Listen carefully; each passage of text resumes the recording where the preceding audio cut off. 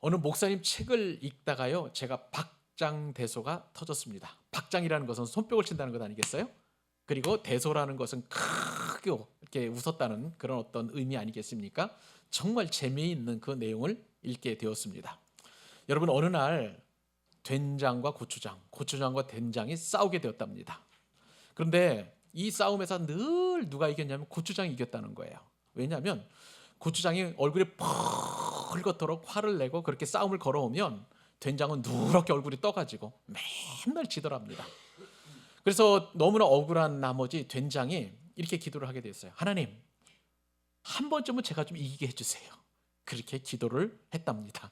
그런데 실제로 된장이 이기게 되었어요. 여러분, 그 비결이 뭔지 아세요? 된장이 쌈장이 되었답니다. 쌈장이 되어서 그렇게 된장을 이겼다는 그 이야기를 듣고 제가 너무나 무슨 박장대소했던 그런 어떤 이제 책 글을 읽게 되었는데, 근데 그 뒤에 이제 제가 생각을 한번 해보게 되었어요. 여러분, 된장과 고추장이 근본이 같다는 거 아세요, 여러분? 무슨 말씀입니까? 된장은요, 그 근본이 뭐예요? 콩이잖아요. 콩이고, 그리고 고추장도 곰곰이 생각을 해보시면 여러분, 원래 그 고추장의 주 재료는 메주하고 고춧가루예요. 근데 그 메주의 근본이 뭐예요? 콩이에요. 그러니까 결국은 이 된장과 고추장 그리고 쌈장 합쳐놓은 게 쌈장인데, 그렇게 근본이 똑같다는 것을 알게 되는 그 이야기를 듣고 제가 참 기뻐하면서 참 우리 성도님들이 꼭 알려드려야 되겠다라는 그런 생각을 하게 되었습니다. 제가 설교 서두에 이 말씀을 드리는 이유가 있어요. 왜냐하면요, 오늘 사도 요한이 요한계시록에서 이 7교회에 편지하는 그 내용 때문에 그렇습니다. 쉽게 말하면 교회의 본질, 교회의 근본은 다 똑같다는 말을 제가 드리고 싶어서 설교 서두에 바로 이 이야기를 드리는 것입니다. 여러분, 이 교회에 대해서 우리는 그래도 정말 은혜가 있는 곳이고 또 하나님의 말씀이 있는 곳이고, 그리고 무엇보다도 정말 복음을 전하는 어떤 전진 기조로서의 어떤 교회에 대해서 생각을 하고 있지만, 불신자들이 생각하는 교회는 굉장히 다른 것 같습니다.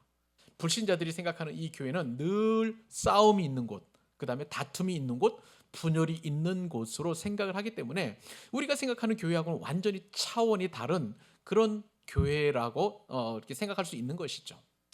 사실 또 솔직하게 말씀을 드리면 이것이 또 전혀 근거가 없는 것은 아닌 것 같습니다. 교회에서 얼마나 싸움이 많은지 지역 교회에 가면 보면은요, 그 지역에 보면 옛날에 이름은 교회 이름이 중앙교회였어요. 무슨 중앙교회, 어떤 지역의 이름을 따가지고. 그런데 그 중앙교회에서 분리되어 나간 교회 이름이 제일교회입니다. 중앙에서 제일교회로 바꾸게 되고요.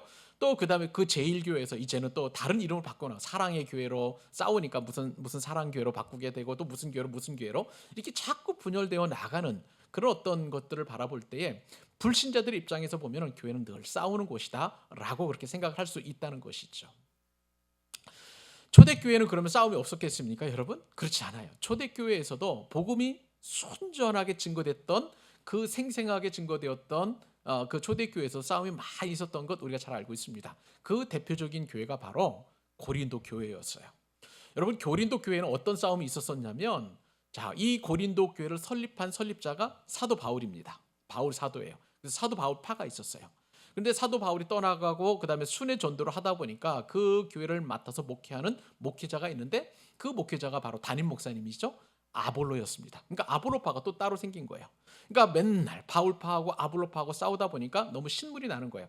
그래서 우리는 그러면 초대교회의 탁월한 지도자인 베드로를 우리는 추종해야 되겠다. 그래서 베드로파가 생겼고요. 나는 바울도 싫고 싸우는 아볼로도 싫고 베드로도 싫으니까 나는 그냥 예수님만 믿겠다. 그래가지고 예수파가 생기게 되었습니다. 그러니까 이 고린도 교회 안에 이렇게 싸우는 일이 많이 있었어요. 또 어떤 일 때문에 싸웠느냐? 고린도 교회의 어떤 성도가 계모하고 또 부적절한 그런 관계를 맺어가지고요, 이 성도를 치리를 하게 되는데 이 치리 문제를 가지고 굉장히 또 싸우게 되었어요. 그러다 보니까 또 성도들끼리 송사 문제, 재판을 가지고 소송을 걸어가지고 싸우는 그런 문제도 있었었고요. 또 그 다음에 성도들 상황 속에서 또 여러 가지 우상에게 바쳐진 재물을 먹느냐 마느냐. 여러분들 한번 생각을 해보세요. 지난주에 여기 3층에 이제 그 제약 회사가 들어오게 되었는데 고사를 드렸답니다. 근데 그 고사 떡을 이렇게 나누어 주는데 만약에 여러분들이 갖다 드리면 여러분 그 고사 떡을 드시겠습니까? 안 드시겠습니까? 이 고린도 교회 그런 일들이 비일비재하게 일어나게 되었다는 것이죠. 어디 그뿐입니까? 또 다른 문제들도 부활 논쟁도 있었었고요. 또 뭐 결혼과 독신 어떻게 살아야 되는지에 대한 그런 문제도 있었었고요. 정말 생활 구석구석에 이루어졌던 이 수많은 문제들을 가지고 교회 안에서 싸우고 또 싸우고 하는 일들이 계속 발전되게 되었던 것입니다.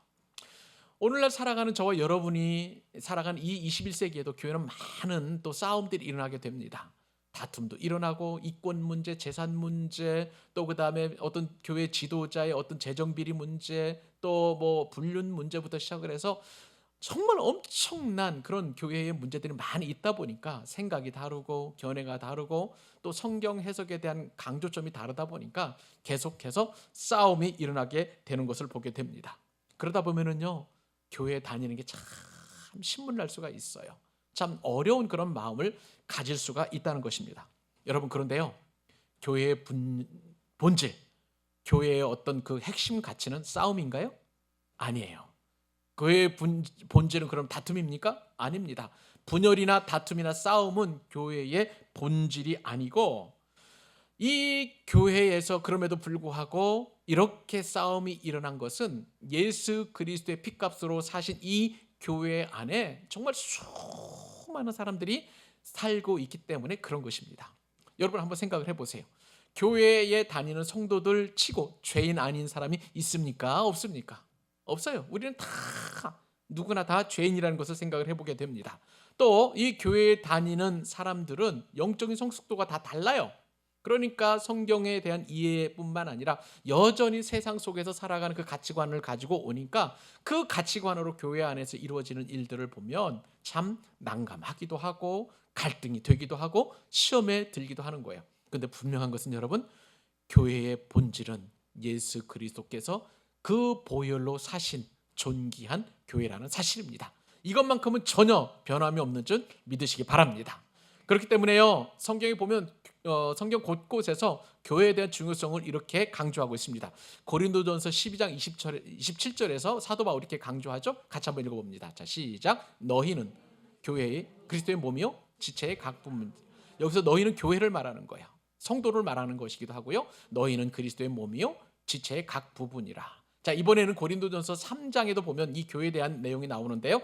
고린도전서 3장 9절입니다. 읽겠습니다. 시작. 너희는 지으신 바 집인 것이라. 우리 교회는 하나님께서 지으셨다는 거예요.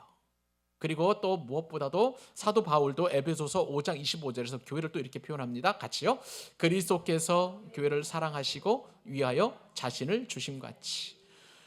예수님께서 교회를 너무너무 사랑하시고 위해서 그 교회를 위해서 자신을 주셨다라고 사도 바울이 이 교회의 존귀함을 말하고 있는 것입니다.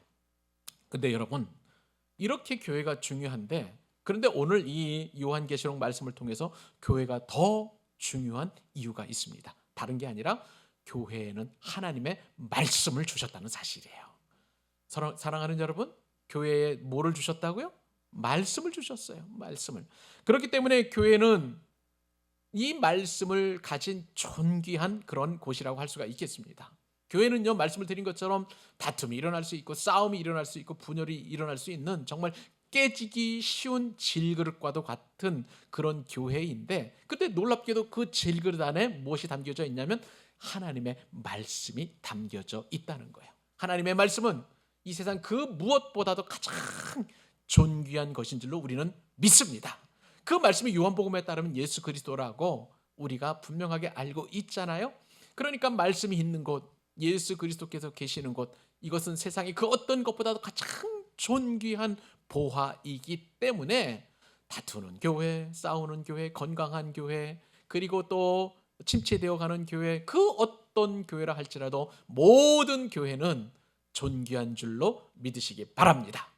근데 여러분, 이렇게 교회에 있는 것들이 있어요. 제가 좀 이따가 말씀을 드리겠습니다만 여러 가지들이 있는데 하나하나가 얼마나 소중하고 우리에게 복이 되는지 모릅니다. 그래서 여러분, 오늘 말씀은 교회에는 있다 없다? 있는 것을 여러분들에게 말씀을 드릴 것입니다. 교회에는 있는 것뿐만 아니라 교회에만 있는 것을 이 시간 여러분들과 함께 은혜를 나누고자 합니다.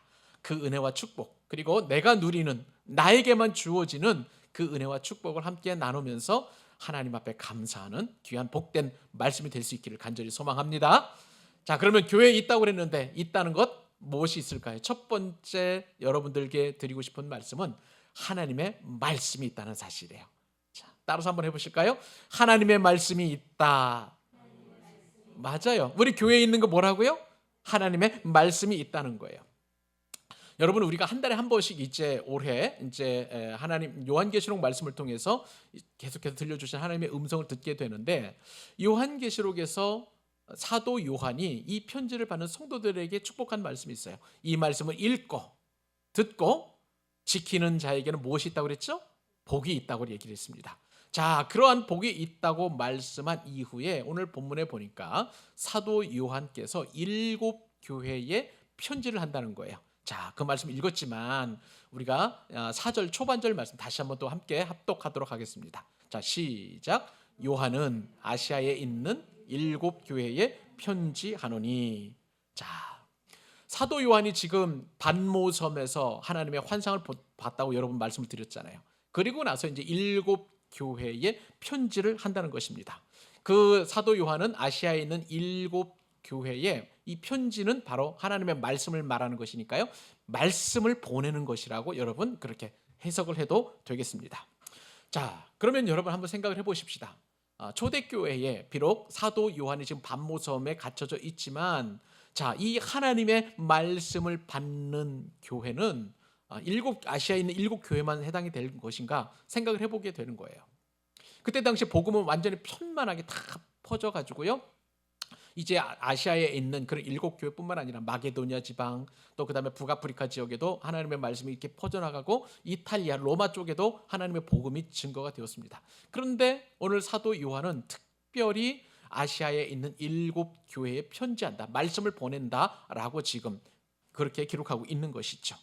자, 여러분, 여기서 우리가 깊이 생각해야 될 부분은 뭐냐면, 아시아에 있는 7교회가 다른 지역에 있는 교회뿐만 아니라 특별히 이 아시아 안에 있는 이 7교회가 하나님의 말씀을 받아야 되는 그런 상황이라는 것을 사도 요한은 그렇게 표현하고 있다는 것을 알게 됩니다.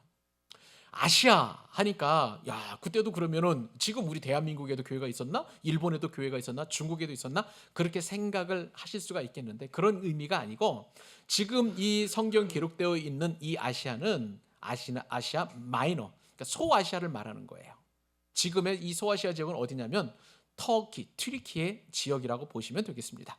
그 튀르키예 지역에 우리가 앞으로 계속 이제 살펴보겠습니다만은 7교회가 있는데, 특별히 사도 요한은 그 튀르키예에 있는 7교회에 이 편지를 보내야만 하는 그런 상황이었던 거예요. 왜 그랬을까요?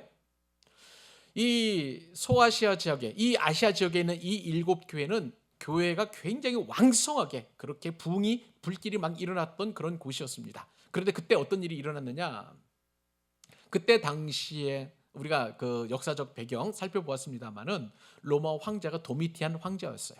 그러니까 이 도미티안 황제 입장에서 볼 때는 황제가 주가 되어야 되는데, 주인이 되어야 되는데, 그리스도인들만큼은 예수 그리스도가 주라고 인정하면서 절대 황제에게 큐리오스, 주라고 인정을 하지 않는 거예요. 그러니까 이 도미티안 황제의 입장에서 보면 또 다른 주를 모시고 있으니까 그 사람들을 극심하게 박해할 필요가 있었던 것이죠. 그러니까 이 아시아에 있는 7교회는요, 정말 그렇게 핍박과 박해를 받는 그런 어려운 그런 환경 가운데 있었다는 것이죠. 그렇기 때문에 사도 요한의 입장에서 보면, 그리고 이 사도 요한을 통해서 편지, 하나님의 말씀을 전해야 하는 성령님의 입장에서 보면 그들에게 위로가 필요하다는 거예요. 그들에게 그 어떤 말씀을 통해서 격려와, 그리고 정말 있는 믿음조차 뭐라 그럴까요, 내려놓으려고 하는 그런 어떻게 절망에 빠진 그 아시아의 7교회 성도들에게 이 편지, 하나님의 말씀을 보내주심으로 말미암아 그들이 큰 위로를 받고 격려를 받고 힘을 얻을 수 있도록 그 어느 교회보다도 강렬하게 하나님의 말씀이 증거되어야 되는, 전달되어야 되는 그런 상황 속에 있었다는 것을 이 말씀을 통해서 우리는 알게 되는 것입니다. 여러분, 하나님의 말씀은요, 환난 받는 성도들에게 큰 능력과 위로가 되는 줄 믿으시기 바랍니다. 특별히 고난 받는, 특별히 박해받는, 특별히 예수님을 믿는 그 환경 때문에 어려움을 당하고 있다면 하나님께서는요, 꼭 우리에게 말씀을 주세요. 우리가 어떤 어려움을 당했을 때 우리가 가장 먼저 하는 것은 성경 말씀을 읽는 거잖아요. 하나님께서 나에게 들려주시는 그 말씀, 하나님께서 나를 사랑하신다는 말씀, 얘야 너 혼자 있는 게 아니야, 내가 너를 도와주고 그리고 너와 함께 있을 거야 라는 그 말씀이 세상의 그 어떠한 도움보다도 확실한 도움이고 그리고 능력이 되는 줄 우리는 깨닫게 되는 거예요. 핍박받는, 박해받는 이 소아시아의 7교회에 이 하나님의 말씀은요, 마치 전쟁터에 나간 군인들에게 보급되는 어떤 보급 식량도 될 수 있고요, 또 탄약도 될 수도 있고요, 또 하나님께서 보내신 군대와도 같은 병참 역할을 하는 놀라운 하나님의 축복이라는 거야. 그러니까 오늘 특별히 사도 요한이 소아시아에 있는 7교회에 편지한다는 것은 하나님의 놀라운 사랑이자 하나님의 놀라운 축복이자 하나님의 놀라운 격려와 하나님의 놀라운 감동인 줄로 믿습니다. 근데 여러분, 그러면 이 말씀이 그냥 비단 소아시아 7교회만 해당되는 것일까요? 그렇지 않습니다. 원래 성경에서 7이라는 숫자가 주는 상징성이 있어요, 여러분. 행운의 숫자, 세상에서는 이 7을 행운의 숫자라고 이야기하지만 성경에서는 완전함을 말하는 거예요. 완벽하다는 것을 말하는 것입니다. 그리고 거룩한 신성을 의미할 때 항상 7을 사용하고 있습니다.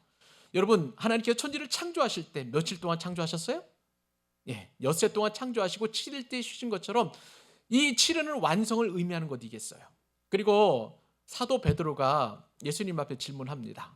예수님, 주님, 우리는 사람을 어떻게 얼마만큼 용서를 해야 되겠습니까? 7번 정도 그렇게 용서하면 되겠습니까? 그렇게 질문했더니 예수님이 어떻게 말씀하세요? 7번뿐만 아니라 70번씩 7번, 꼭 490번만 하라는 것이 아니라 완전하게 용서하라고 말씀하신 의미가 바로 그 안에 들어가 있는 것이죠. 자, 그렇다면 여러분, 아시아에 있는 7교회에 편지했다는 것은 그 7이라는 상징의 숫자가 이야기하는 것처럼 모든 교회에 주시는 하나님의 말씀인 줄 믿으시기 바랍니다. 이 모든 교회 안에는요, 아시아에 있는 7교회뿐만 아니라 또 동일하게 그 사도 요한이 편지 보낼 당시에 또 다른 지역에 있는 모든 교회들뿐만 아니라 과거와 현재 그리고 미래에 있는 모든 지상교회를 다 그렇게 포함하고 있다는 것을 우리는 알 필요가 있는 거예요. 그러면 여러분, 오늘 이 사도 요한을 통해서 정말 아시아에 있는 7교회에 주신 이 은혜의 말씀은 그 교회뿐만 아니라 지금 당장 저와 여러분에게도 주시는 하나님의 말씀임을 믿으시기 바랍니다. 그래요, 하나님은 우리로 하여금 늘 그렇게 말씀을 우리에게 주시는 거예요. 우리를 외면하지 아니하십니다. 우리를 그냥 뭐라고 그럴까요? 고난 받을 때 그냥 내평겨뜨리는 그런 분이 아니세요. 지금도 끊임없이 말씀해 주시고 끊임없이 그 말씀을 통해서 우리를 격려하시고 우리를 힘주실 뿐만 아니라 정말 우리가 이 땅을 살아가다 보면 우리가 느끼는 바 아니겠어요? 말씀 없이는 어떤 삶을 살아갑니까? 우리의 육신의 본신들이 그대로 나타나요. 혈기 부리고 그리고 또 화를 내고 그리고 내 멋대로 생각하고 그 다음에 때로는 은혜 주시다가도 주일에 은혜 받고 가다가도 딱 이제 집으로 돌아가거나 오건 또 우리의 삶의 영역으로 나가다 보면 얼마나 많이 우리가 실망하고 좌절할 날이 많은 것 여러분 잘 아시지 않겠습니까? 직장에서나 일터에서도 항상 또 하나님의 은혜를 우리가 누리면 얼마나 좋겠습니까만은 그렇지 않잖아요. 늘 불편한 일이 생기고 참 감당하기 어려운 그런 시험들이 늘 생기는 것을 보게 됩니다. 세상에서도 마찬가지죠. 그런 교회들을 바라보면 어떻게 세상에도 저럴 수가 있어, 예수 믿는 사람들이 더해, 그런 이야기들이 얼마나 많이 우리 가운데 들려오는지 몰라요. 여러분, 우리가 가는 그 천상교회, 그러니까 우리가 천국을 이제 천상교회라고 생각을 해보면 그곳은 완전한 곳입니다. 그곳에서는 이런 고통이 없겠죠. 그런데 이 땅을 살아가다 보면 이 지상교회는 과거나 현재나 또 앞으로 다가올 주님께서 다시 오셔서 완벽한 천상교회를 만드시기 전까지 이 지상교회에는 항상 싸움이 있고 분열이 있고 고통이 있고 아픔이 있고 그리고 어려움이 분명히 있을 거예요. 그런 교회에 우리 하나님께서는 아시아에 있는 7교회, 고난당하고 박해당하는 7교회의 말씀을 주신 것처럼 지상교회 그리고 저와 여러분 한 분 한 분들에게 하나님의 생명의 말씀을 주신다는 사실입니다. 그러므로 여러분, 우리가 사모할 것은 뭐예요? 하나님의 말씀인 거예요. 여러분, 우리 교회에는 하나님의 말씀이 있음을 믿으시기 바랍니다.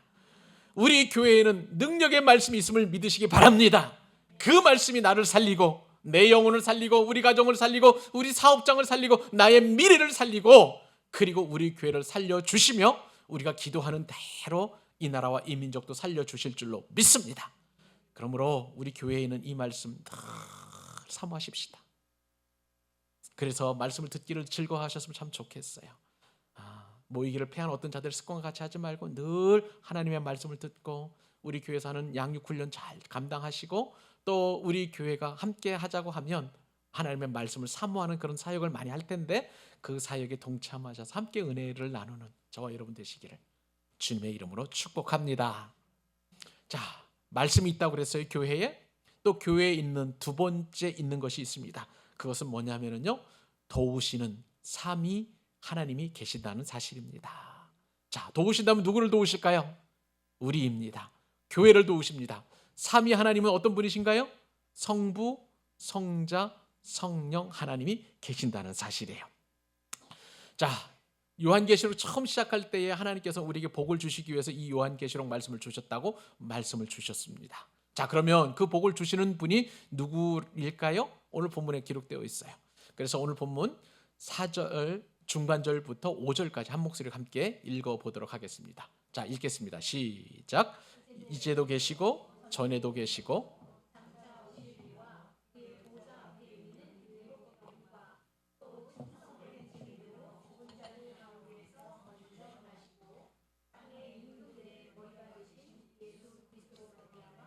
은혜와 평강이 너희에게 있기를 원하노라. 우리를 사랑하사 그의 피로 우리 죄에서 우리를 해방하시고 아멘. 자, 말씀을 드린 대로 이 땅의 교회들은 지상교회죠. 늘 환난을 받습니다. 멸시도 받고 조롱도 받고 또 교회 다니는 사람이 더해라는 그런 어떤 비난도 받게 되는 것을 보게 됩니다.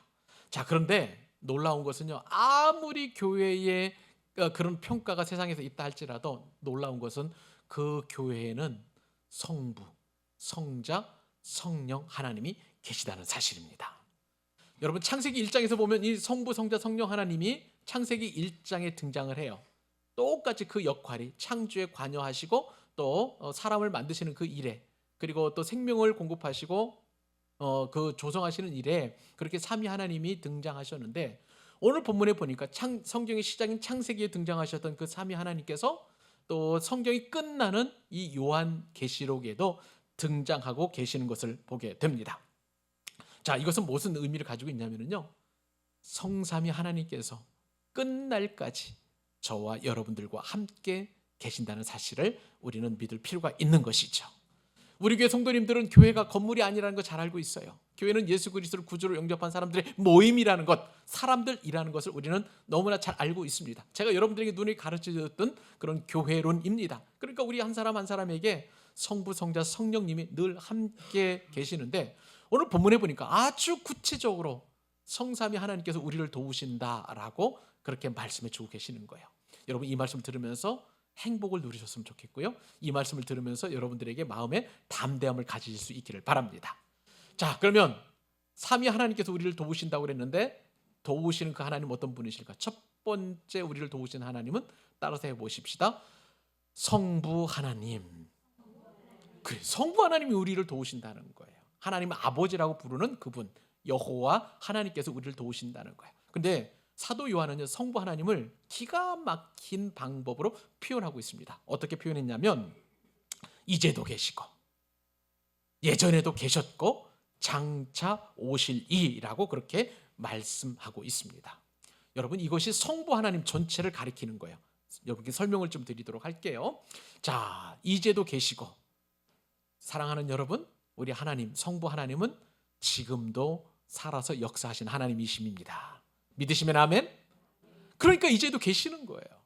이것은요, 어떤 말씀하고 연관이 되냐면, 여러분 출애굽기 3장 14절에서 하나님께서 미디안 광야에서 모세에게 나타나실 때에 그 떨기나무에서 불꽃이 일어나는 것을 이상하게 여기고 그 앞에 갔었을 때에 당신은 누구입니까? 라고 모세가 질문했을 때 성부 하나님께서 말씀하셨어요. 나는 스스로 있는 자니라. 그래서 그 나는 스스로 있는 자니라 해서 그것이 이제 히브리 말로 앞자를 따가지고 여호와, 야훼라고 이제 가르쳐 드렸잖아요. 그런데 그것을 이제 70인역이라고 구약 성경 히브리어로 기록되어 있는데 그것을 이제 70인역이라고 해서 헬라 말로 이렇게 고칠 때에 그 표현이 어떻게 되어 있냐면 에고 에이미라고 그렇게 기록되어 있고 그다음에 호온이라고 그렇게 기록되어 있습니다. 좀 어려워서 여러분들에게 좀 설교 안에 그 내용을 좀 기록해 드렸어요. 그런데 여러분 이제도 계셨다는 그 말, 에고는 나란 뜻이에요. I.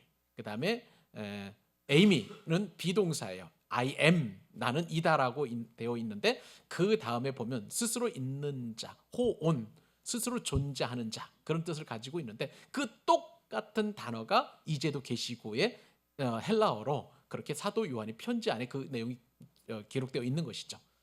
여러분 하나님은요 지금 이 자리에 저와 여러분들과 함께 계십니다. 그리고 여러분들이 이제 예배를 마치고 삶의 자리로 파송되어 가면 여러분들이 계신 사업장, 직장, 가정 그리고 여러분이 공부하는 그런 학업의 현장 모든 곳에 하나님이 이제도 계시는 거예요. 뿐만 아니라 과거에도 계셨습니다. 과거에도 계시고 지금도 계시고 그 다음에 우리가 잘 아는 것은 영원히 계실 영존하신 그 하나님이라고 하면은 우리가 쉽게 이해가 되는데 사도 요한은 그렇게 표현하지 않고 이전에도 계시고 그 다음에 지금도 계시고 장차 오실 이라고 그렇게 표현한 거예요. 이 장차 오실 이라고 하면 우리는 어떤 분을 떠올리냐면 다시 오실 예수 그리스도를 떠올리게 됩니다. 근데 사도 요한은요 이러한 예수님에 대해서 물론 이제 예수님도 말씀하시지만 그러나 사도 요한은 예수님께서 장차 오실 것뿐만 아니라 그 오실 때에 그 성부 하나님께서 얼마나 영광스러우실지 그 영광이 오는 것을 생각을 하고 장차 오실 이로 성부 하나님을 표현하게 된 것입니다. 무엇보다 성부 하나님은 영원하신 분이시잖아요. 그러니까 과거에도 현재에도 장차에도 오실 분, 그러니까 이런 표현들이 다 합쳐져서 성부 하나님을 의미한다라고 우리가 이해하면 된다는 거예요. 여러분 우리를 도우시는 하나님은 과거에도 우리를 도우셨을 뿐만 아니라 지금도 도우시고 앞으로 계속해서 저와 여러분을 돕고 계시는 줄 믿으시기 바랍니다. 성부 하나님은 우리를 도우시는 거예요. 성부 하나님께서 우리를 도우시는 것입니다. 자, 우리를 도우시는 또 다른 삼위 가운데 제2위가 계시는데 그분은 바로 성령 하나님이신 것입니다.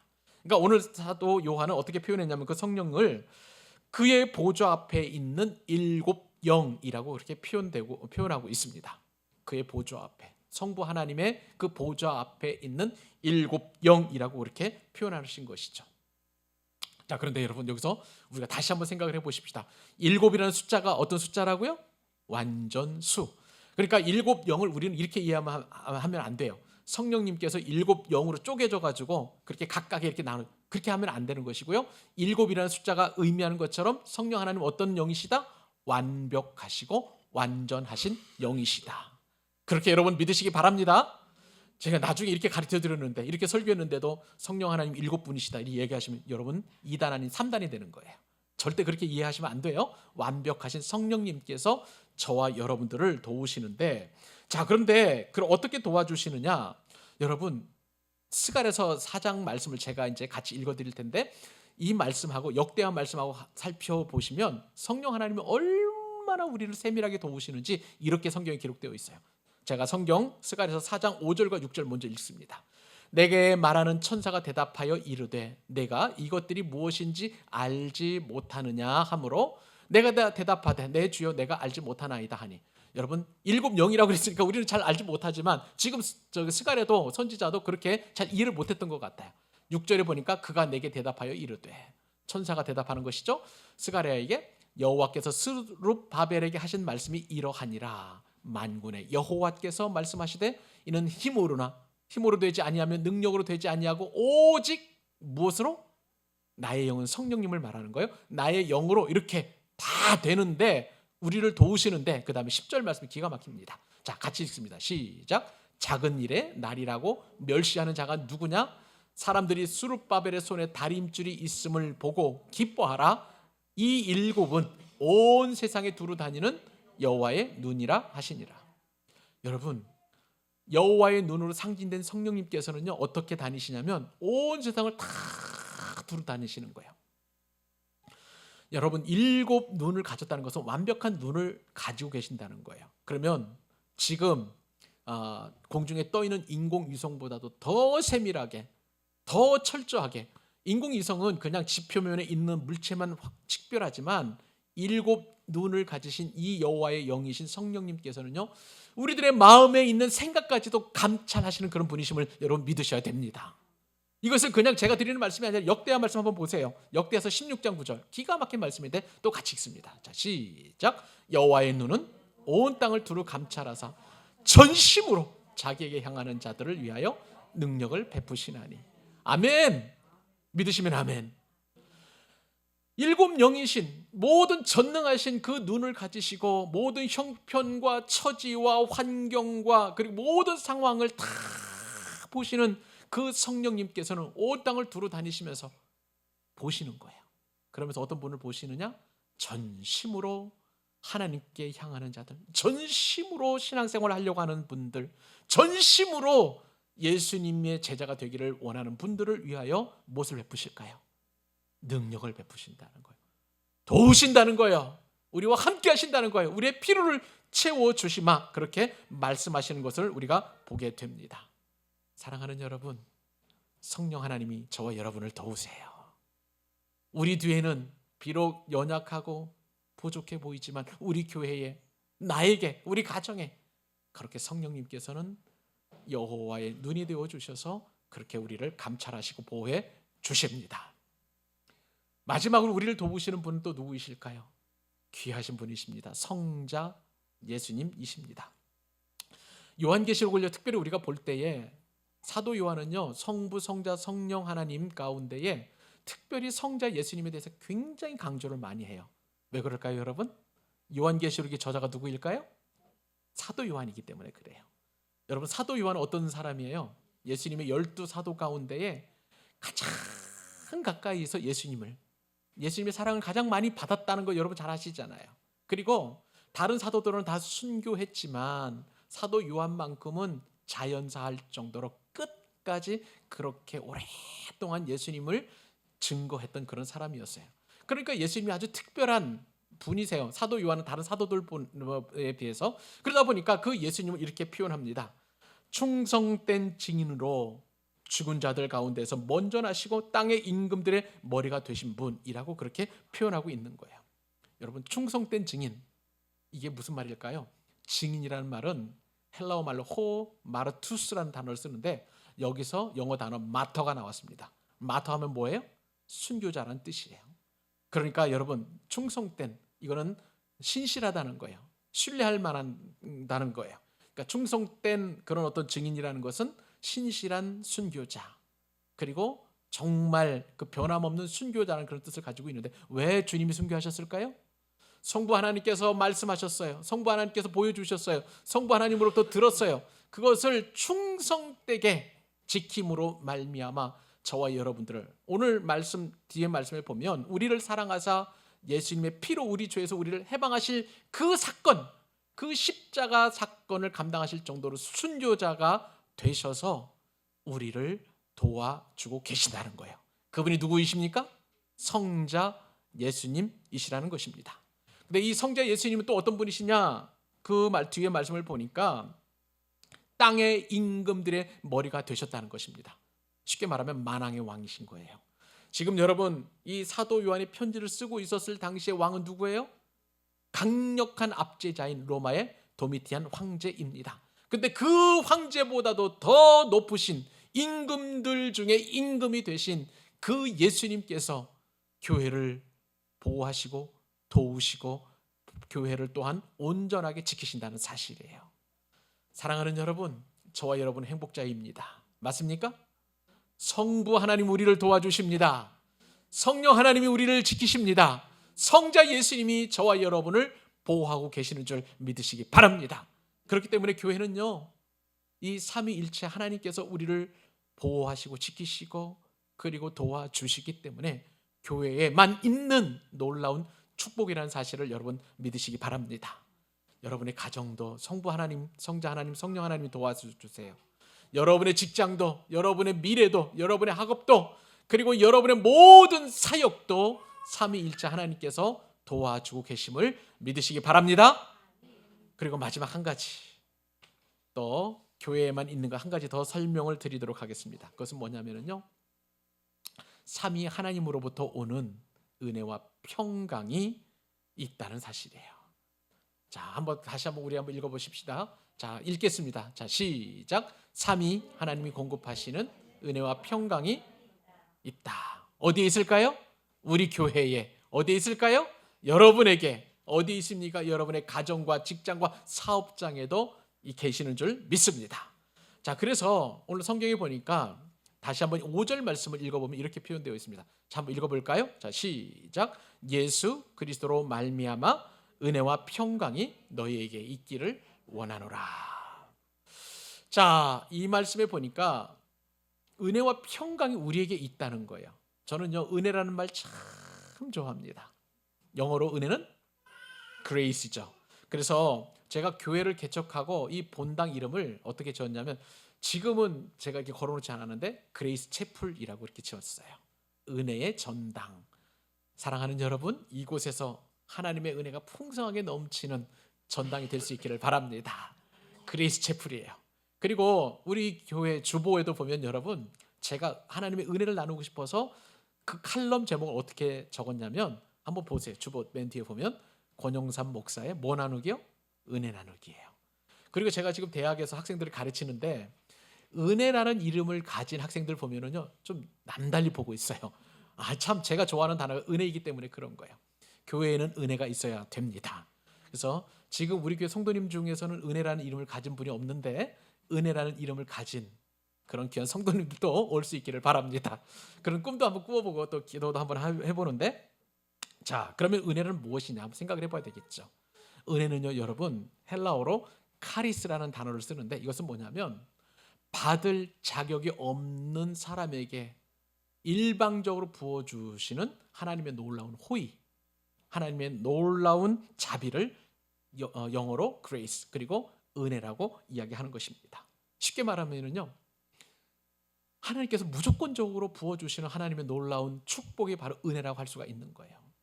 여러분 한번 생각해 보세요. 우리는 은혜 받을 자격이 있는 사람들인가요? 아니에요. 아니에요. 세상적인 관점을 보게 된다면 정말 가진 것도 없고 부족하고 연약한 인생과도 같은, 세상 사람들 보면 어쩌면 비루한 인생이 될지도 모르겠습니다. 이렇게 날씨가 화창한데 공원 가서 산책하거나 내지는 캠핑 가가지고 즐겁게 먹고 마시고 해야 될 텐데 그 시간에 교회 나와서 예배 드리는 거예요. 세상 사람들 보면 얼마나 비루한 인생들처럼 그렇게 보이겠습니까? 그런데 우리는 은혜 받은 사람이에요. 자, 그 은혜가 저와 여러분에게 있는 줄 믿으시기 바랍니다. 그 다음에 평강을 우리에게 또 주신다는 거예요. 그 평강은 어떤 평강일까요? 그 평강을 헬라어로는 에이레네라고 이야기하고 있고요. 히브리어는 샬롬이라고 하는데 그냥 평강이 아니에요. 여러분, 세상이 주는 이 평강이라는 것은 우리가 돈이 많으면 마음이 평안할 것으로 이렇게 생각이 됩니다. 건강하면 마음이 편안할 것으로 생각이 돼요. 우리가 많은 것을 소유하면 마음이 좀 편할 것으로 생각을 하지만, 그러나 안 그래요, 여러분. 그렇지 않아요.